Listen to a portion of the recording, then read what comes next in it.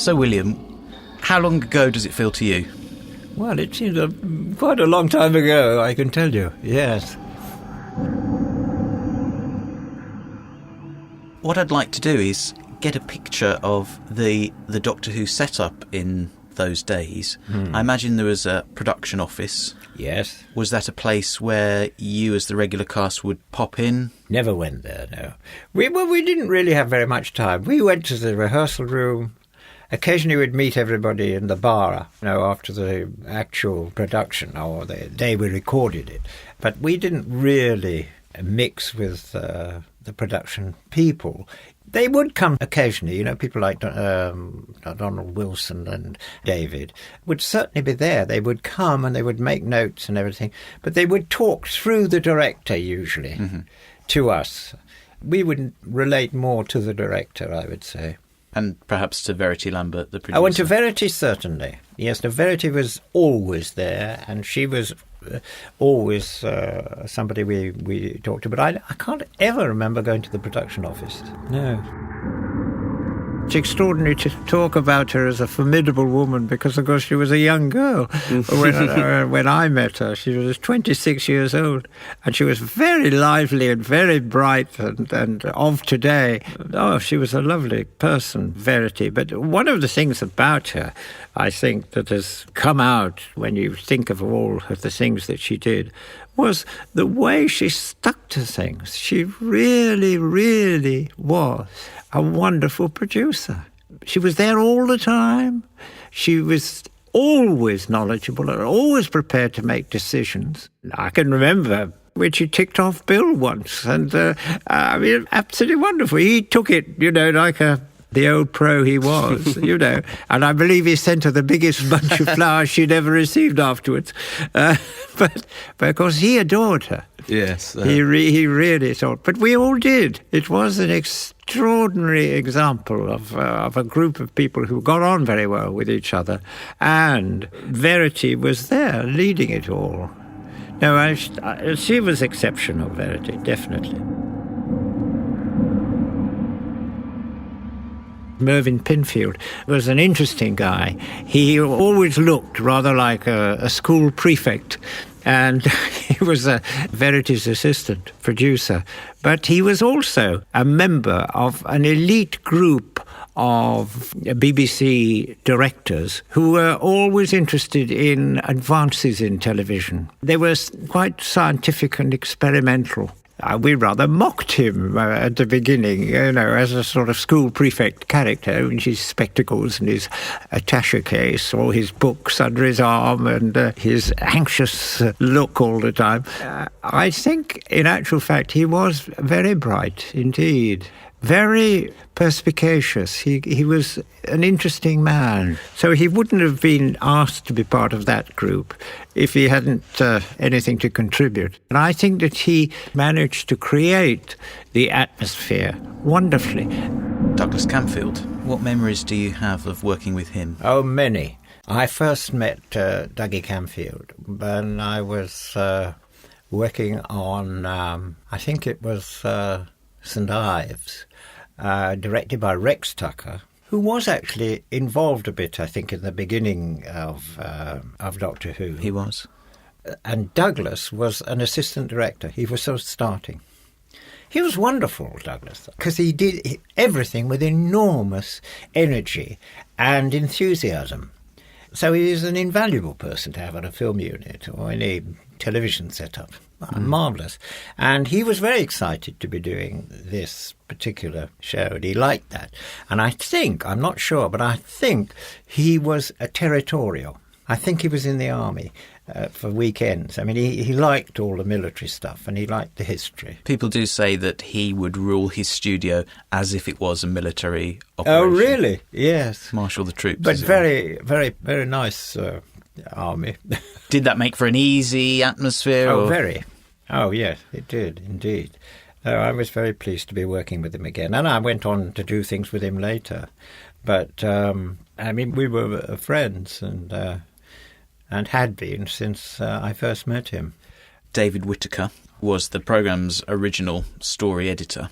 He was very thorough and very hard-working, David. But he was also slightly remote from the actors.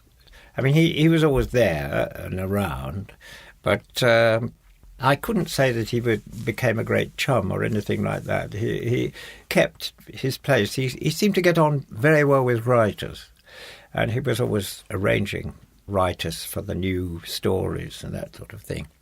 And I think he was very good at that. I think he understood what was needed in a week's story. He had to have a beginning, a middle and an end, you know, all these things that they don't bother about so much nowadays. But I think David was certainly probably responsible for the beginning stories of Doctor Who. He was really responsible for them all. Yes. And I think they were good. I mean, the idea of the Daleks, and that wasn't his, but he found the writer who would, you know, Terry Nation, who would do it. Yes. I think you can tell that he was very keen on keeping the integrity of the characters and the continuity of the programme. That's right. That's right. I think that's true. I enjoyed the variety, but I think we all preferred the historical ones, really. I suppose that was an old actor's thing, getting dressed up in costumes and being different people and going back in time. Because television wasn't shy of making historical epics back then, was it? No, not at all. No, not at all. People liked them in a way. I think it'd be true to say that we liked the modern ones, but we also enjoyed going back in history. Perhaps not the first one. The first one was a bit too far with the fleas in the cavemen's costumes. Yes, cavemen. Yes, indeed. I know that you yourself, prior to appearing in Doctor Who, had starred in The Adventures of Sir Lancelot. Yes, that's right. When you did a historical Doctor Who, did it feel a little bit like that sort of home territory for you? Well, in a way it did, and in a way it didn't. I mean, it was very different because we used to do Sir Lancelot in a week, filming it as well, but it was filmed, so you worked every day on it, you know. They took it away and put it together, and then you were on the next one. But yes, I mean, it was familiar stuff, really, as soon as I got into armour and had a sword in my hand. The Knight of Jaffa, I was enjoying that, yeah. And Ian was always getting involved in fights, wasn't he? Oh, always. Well, that was the idea, I think, really, you know. I think he was the sort of action man of the series, you know. So he had to be doing all these fights. The difficulty really was that to cut that film was very expensive in those days. And so the fights to me now, when I said, I mean, for instance, I showed them to my teenage son, and he roars with laughter and mocks them and says, "Oh, what an awful fight. Oh, Dad, really? Oh." Because he's used to a fight which perhaps has hundreds and hundreds of cuts. Yes. We had 3 per episode. And so 3 studio breaks. 3 studio breaks cut, yes. And it was a big business and also very expensive. And then sometimes you would go to Ealing Film Studios to record certain fight sequences. That's right. Yes, we did. I imagine that you were already trained in stage fighting? Yes, I had done a lot of stage fighting by this time, yes. Because if you watch a lot of the sequences, it is actually you doing the fighting. Yes, it is. It is me, yes. I always think it looks so innocent nowadays. Because fights, of course, you sort of see the impact and the reaction of the person who's hit and all that kind of thing. All these things we couldn't do. No. And so you just have to sort of go, ooh, and try and make it look a bit real, you know. There were problems in fights, and they were largely to do with the amount of cuts they could do. If they'd been able to do more cuts, they would have looked better. And of course, the rehearsal room could be in any number of locations. Oh, yes, it was all over the place. I mean, it was the Sulgrave Boys Club and Old Oak Common and all kinds of strange halls we had in those days. Anywhere where they could mark up the little sets that we had on the floor. And that didn't take a lot of space, of course. So they could do that in any church hall, really. And for one wonderful period, I think when we first moved into the television centre, we were across the road in a club, I don't know whether it was a British Legion club or something like that, which had a wonderful space and was also very handy for the television centre. So I remember working there with great pleasure. And I think we kept that rehearsal room for as long as we could. Was Riverside larger than Lime Grove? Oh, Lime Grove was about this size, you know. It really was. Very tiny. I mean, it was really, even with the, because it was an old film studio, Riverside. Uh-huh. And even with the fact that it was a studio, we didn't have that much space, but we had much more than we had in Lime Grove. Oh, much more, yes. So possibly they would use Riverside for stories which involved a bit more scenery. We became more ambitious. Yes, that's right. There's a scene in The Crusade where Ian is in the desert. Staked out. Yes. Oh, horrible. Yes. Oh, I remember that. Was that something that you were asked to perform? Well, yes. But I was most anxious they didn't pour treacle over me, you know. But I was supposed not to be able to move for most of it. But I can remember the moment Ibrahim takes off my boot and or undoes it to find the money and everything, and I kicked him and everything. I just and pulled them up out of the ground, not having been able to move them for quite a few scenes before that. It was quite a vivid scene. Considering that this is 40 years ago, and you've done an awful lot of work since, your memory is very good of the individual stories. Yes, it is. Because you must be asked an awful lot about it. Well, I mean, I'm continually surprised by this, you know, that I get letters and things to this day. It is amazing, and, you know, it's very gratifying. You did a piece of work 40-odd years ago, and still people are writing and telling you, I like that scene with so-and-so and so-and-so, and you did such and such a thing. It's extraordinary. Do you get the same thing from your Coronation Street years? Yeah, yes. I mean, they've all tailed off, though, now that I died, and in Coronation Street. But one thing was strange, because nobody seemed to recognise you in those days if you were on television in the early 60s. If they did, they looked the other way, or they didn't say, "Core, you know, can I have your autograph," or "How are you today," or anything like that. Yes. It was a very different atmosphere. There was no sense of being a sort of celebrity at all attached to it. But when I was in Coronation Street for only 8 months, I couldn't walk down the street near my home without people shouting out, "When are you going to marry Rita?" You know, and all this. That was quite an amazing awakening for me. I hadn't realised that. I imagine it's nice to have a little taste of that, but then good to be able to... Well, yes, it's nice to be anonymous, I think, really.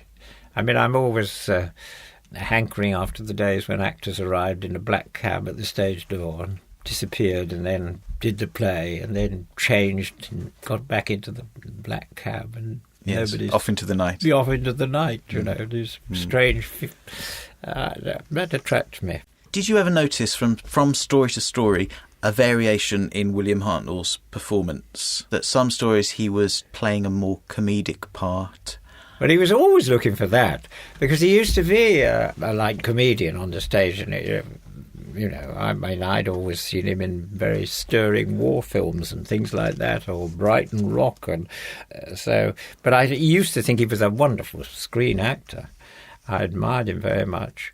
But he did like comedy, and he was always trying to find bits of comedy in the... He was wonderful, Bill, because I think that he had a sort of magician's quality about him somehow. So he did vary in the sense, but he only varied within his character, I think. Yes. I imagine there are some stories which you all knew were more light-hearted in tone. Yes, that's true. I'm thinking particularly of things such as The Romans. The Romans, that's certainly true, yes. And I guess that would be down to the director to lead that tone. That's right. Yes, I mean, I think so. It's difficult when you're dealing with sort of superhuman space monsters and things like that. The zombies and all those things. That isn't funny, really. No. And what they often say is that the secret of making good Doctor Who and good science fiction is that you mustn't send it up. Oh, well, we never did that. That was absolutely true. I mean, if there was one thing we did, I find it very difficult if I see a Doctor Who where I feel that this is what's going on, I don't like it. because to me we were very committed to the story and the stories, and they were all to be played for their worth, you know. No, we certainly didn't like that. I don't like it even when I saw it later. Mm-hmm. Only in that way. I mean, I suppose Bill remains my number one Doctor Who, really. He had that extraordinary quality of being, as I say, a sort of magician and mischievous and impulsive and unpredictable all the time, which was a really good quality. I remember the first time I saw him in the film This Sporting Life. Ah, yeah, wonderful. And it was a completely different character to the one that we'd seen as Doctor Who, but a consummate performance. Wonderful. Wonderful performance, yes. But that I can remember. Did you see Brighton Rock ever? You know, the Graham Greene film about Brighton and the race gang. Yes. He was wonderful in that. And in The Way Ahead, when he played the sergeant. And he was so funny about that because he won the BAFTA award as, you know, the best performance of the year. I was talking to him about it one day, and I said, wonderful, I thought it was a marvellous picture. He said, listen, before you go on, he said, I tell you this, never win an award as an actor. I said, why? What do you mean, Bill? He said, you don't want to win an award because I didn't work for 13 months after winning that bloody award. He said, that's what winning award is in England. It's the opposite of what it is in the States. If you win awards in the States, you know, you... I wonder if that's because people feel they can't touch you after that. Well, somehow, I don't know what it is. It's an English attitude, isn't it? It's Yes. ridiculous. He said, no, he didn't like winning awards. Yeah. But he loved Doctor Who. He was very committed to it.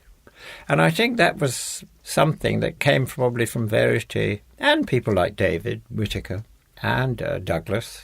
You did it for real, you know. That's the thing. With all the difficulties we had and the limitations we had because of the lack of technical things that we could do. But you all believed in it. But we all believed in it. That's right, yeah. Do you ever cross paths with Carol Ann Ford or Oh, yes. Maureen O'Brien? Yes, I do. I see both of them regularly. But Maureen's a very good writer now. She writes wonderful novels, thrillers. And Carol, I see quite frequently. Yes, most often. So we have sort of stayed together in that respect.